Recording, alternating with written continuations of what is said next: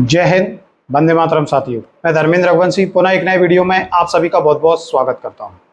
साथियों, आज की इस वीडियो में हम बात करने वाले हैं शिक्षकों की उच्च पद प्रभार प्रक्रिया को लेकर। जी हां साथियों, आप सभी को मालूम है माध्यमिक शिक्षकों की काउंसलिंग प्रक्रिया को लेकर अंतिम चयन सूची जारी कर दी गई थी और काउंसलिंग को लेकर समय सारणी भी निर्धारित कर दी गई थी। समय सारणी के अनुसार 26 और 27 सितंबर को माध्यमिक शिक्षकों की काउंसलिंग प्रक्रिया आयोजित की जानी थी, जिसे कि काउंसलिंग के लिए जारी हुई चयन सूचियों में विसंगति होने के कारण निरस्त कर दिया गया है और अभी तक इसकी जो नई डेट है वह फिक्स नहीं की गई है। जैसे ही नई तिथि निर्धारित होगी आपको वीडियो के माध्यम से अवगत करा दिया जाएगा। साथ ही जो चयन सूचियां जारी हुई थी उनको लेकर शिक्षकों के लगातार प्रश्न हमारे पास आए हैं। आज उन्हीं प्रश्नों के आधार पर हम इस वीडियो में चर्चा करने वाले हैं, ताकि शिक्षक साथियों के उच्च पद प्रभार की जो प्रक्रिया है और उसमें जो काउंसलिंग सूची जारी हुई है उनको लेकर जो भी भ्रम है वो पूरी तरीके से दूर हो सके और स्थिति पूरी तरीके से स्पष्ट हो। जी हाँ साथियों, देखिए साथियों, जैसा कि हमने पिछली वीडियोस में या लाइव कार्यक्रम में लगातार ये कहा था कि जिस तरीके से आनन फानन में स्कूल शिक्षा विभाग ये प्रक्रिया आयोजित करा रहा है, कहीं ना कहीं बहुत कम पदों पर यह प्रक्रिया आयोजित की जाएगी, ये हमारे स्पष्ट शब्द थे।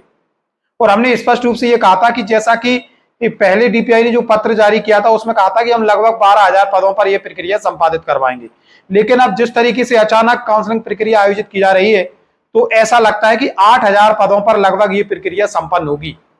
और जब काउंसलिंग की सूचियां आपके सामने आई तो आंकड़ा बिल्कुल वही एग्जैक्ट निकलकर सामने आया कि 8,148 पद विभिन्न विषयों की जो चयन सूचियां जारी की गई थी उसमें निकल कर आए हैं, यानी कि 4,000 पद कम कर दिए गए। बहुत सारे सब्जेक्ट तो ऐसे थे, शिक्षक साथियों का ये प्रश्न था कि जैसे इकोनॉमिक्स है जिसमें यदि हम राज्य स्तर पर बात करें तो लगभग 1400-1500 पद रिक्त थे, लेकिन उच्च पद प्रभार की काउंसलिंग प्रक्रिया में केवल 100 ही पद रखे गए हैं। अब शिक्षकों का कहना है कि अर्थशास्त्र के इतने कम पद क्यों भरे जा रहे हैं, तो साथियों इसको लेकर स्थिति बिल्कुल भी स्पष्ट नहीं है कि आखिरकार विभाग ने अर्थशास्त्र के इतने कम पदों पर काउंसलिंग सूची क्यों जारी की है। क्या भविष्य में आने वाले समय में इनको लेकर फिर से काउंसलिंग करवाई जाएगी? तो ऐसा भी कोई अपडेट नहीं है, क्योंकि बहुत जल्द आचार संहिता प्रभावी हो जाएगी और समय बहुत कम है, तो फिर ये जो प्रक्रिया है ठंडे वास्ते में चली जाएगी। उसी तरह यदि बात करें समाजशास्त्र की, तो राज्य स्तर पर यदि हम देखें तो समाजशास्त्र के लगभग 800 पद रिक्त थे, जिसमें से केवल काउंसलिंग में यदि हम देखें काउंसलिंग के लिए जो चयन सूची जारी की गई उनमें केवल 100 ही पद 100 ही शिक्षकों के नाम हमें देखने को मिले हैं। तो जाहिर सी बात है इन सब्जेक्ट के जो शिक्षक साथी हैं उनके मन में प्रश्न होना स्वाभाविक है। अंग्रेजी विषय के पद भी काफी कम रखे गए हैं, हालांकि आंकड़ा 1,000 भले ही आपको देखने में लग रहा हो, लेकिन पद उसकी अपेक्षाकृत ज्यादा रिक्त थे पूरे एमपी लेवल पर यदि हम देखें। तो इस तरीके से शिक्षकों का जो कंफ्यूजन है, उनके जो मन में प्रश्न आ रहे हैं वो स्वाभाविक है और स्थिति पूरी तरीके से समझ में ही नहीं आ पा रही है कि आखिरकार ये प्रक्रिया चल किस तरीके से रही है। साथ ही साथ एक प्रश्न शिक्षकों का कॉमन देखने को मिल रहा है, उस पर से पर्दा उठना बहुत ज्यादा आवश्यक है। बहुत सारे शिक्षक साथियों ने यह प्रश्न रखा था कि क्या सर ऐसा वास्तव में हुआ है कि जिनके प्रपोजल दिख रहे थे केवल उनके ही नाम इस काउंसलिंग सूची में आए हैं? तो साथियों हमने विभिन्न वीडियोस में स्पष्ट तौर पर आपके सामने कहा था कि ऐसा बिल्कुल नहीं होगा, ऐसा बिल्कुल न माने ऐसे शिक्षक साथी जिनकी रिक्तियां दिख रही हैं उन्हें उच्च पद प्रभार मिलने ही वाला है। तो हमारे पास उसी दिन से सैकड़ों कॉल ऐसे आ चुके हैं शिक्षक साथियों का जिनके लॉगिन से रिक्तियां प्रदर्शित हो रही थी और उनका काउंसलिंग सूची में नाम नहीं है। जी हाँ साथियों, सैकड़ों शिक्षकों के प्रश्न इस तरीके के आ रहे हैं और आना स्वाभाविक सी बात है, क्योंकि बहुत सारे शिक्षकों के जिनकी रिक्तियां प्रदर्शित हो रही थी उनके नाम इस काउंसलिंग सूची में हैं, लेकिन बहुत से शिक्षकों के नहीं है।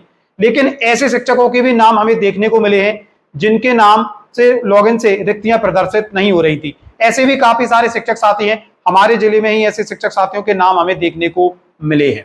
जी हाँ साथियों, तो मतलब एक चीज क्लियर हो जाती है कि जो रिक्तियां हैं अगर पोर्टल पर आपके दिख रही हैं तो इससे ये कंफर्मेशन बिल्कुल न माने कि आपको उच्च पद प्रभार मिलने ही जा रहा है।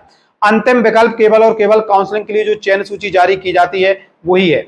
हमारी विभिन्न वीडियोस पर जब हमने अपलोड की थी तो शिक्षक साथियों के कमेंट आ रहे थे कि सर केवल उन्हीं शिक्षकों के नाम काउंसलिंग सूची में देखने को मिले हैं जिनकी लॉगिन से रिक्तियां प्रदर्शित हो रही थी। तो साथियों ऐसा नहीं है, बहुत सारे ऐसे शिक्षक साथी भी हैं जिनके लॉगिन से रिक्तियां प्रदर्शित हो रही थी लेकिन उनका नाम काउंसलिंग सूची में नहीं है, और कई सारे शिक्षक साथी ऐसे हैं जिनके लॉगिन से रिक्तियां प्रदर्शित नहीं हो रही थी जबकि उनके काउंसलिंग सूची में नाम है। जी हाँ साथियों, तो इस तरीके के काफी ज्यादा कंफ्यूजन शिक्षक साथियों के मन में थे।